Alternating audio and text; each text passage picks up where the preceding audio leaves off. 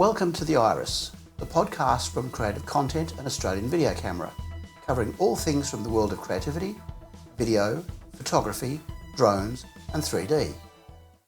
This edition is for the week ending April the 17th, 2026, and I'm David Haig. For any stories that have further information, there is a corresponding link in the show notes on this page.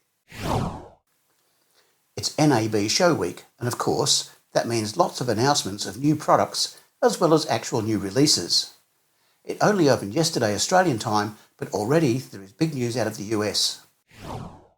First out of the blocks is Aussie company RØDE, which has unveiled Sonora, that the company says is a world-first studio-grade MEMS microphone technology delivering broadcast quality audio from an ultra-compact 4mm by 5mm form factor.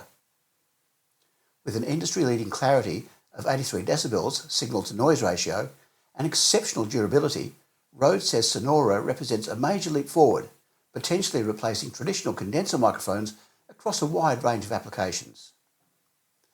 Along with the release, RØDE also announced RØDE Link 2, a professional UHF wireless system with 32-bit floating onboard recording and timecode support. RØDEcaster Studio, an AI-powered podcast production platform enabling transcript-based editing and automated workflows, and new studio hardware including the LPA1 and DS3 arms, plus creator-focused tools like the PodMic flag. In other audio news, Sennheiser has added Bluetooth capability to the Profile Wireless series of microphones. It's a free firmware upgrade and available from the Sennheiser website. Blackmagic Design, another Australian success story, has announced Blackmagic Camera for iOS 3.3, which is a new update for the software-based digital film camera for iPhones and iPads. New features include camera control and monitoring with companion app for Apple Watch, support for 8M camera control with Blackmagic Camera Pro Dock, support for Blackmagic focus and zoom demands with Blackmagic Camera Pro Dock, support for full-screen portrait mode HDMI output. Front camera now supports portrait and landscape without rotation for iPhone 17, support for ProRes RAW stabilisation in iOS 26.1 and above. This is a free download, as always, from the Blackmagic Design website. There is no news yet about an updated Android version, but if you have never tried Blackmagic Camera on either platform, it is well worth the look. Blackmagic also announced a major new beta of DaVinci Resolve version 21, with a swag of new features. Not the least of these is the addition of a new photo page, bringing high-level still image manipulation to the video editing program. Effectively, users will no longer need to exit Resolve to go to something like Adobe Photoshop when dealing with still images. The beta is free, as will be the program on release for Mac, Windows and Linux, and can be downloaded from the Blackmagic Design website.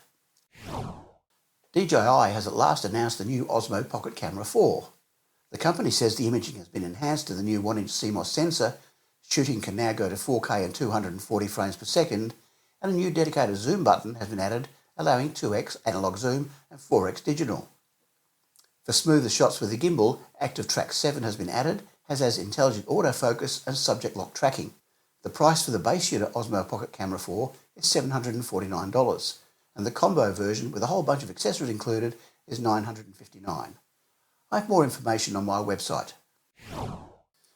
GoPro announced this week that whilst there is no Hero 14 in the near future, it has charted a new direction with the announcement of a series of 3 new cameras called the Mission 1.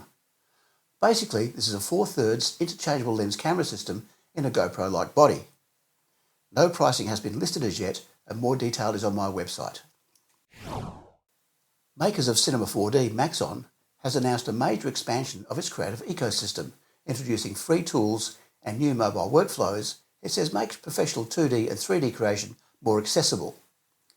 These include the debut of a beta of Cinema 4D for the iPad, the return of Autograph, which is a free motion graphics and compositing app, and expanded support for Windows on ARM devices. There's more information on my website. And that is all for this edition of The Iris, brought to you by my sponsors Blackmagic Design and Sennheiser.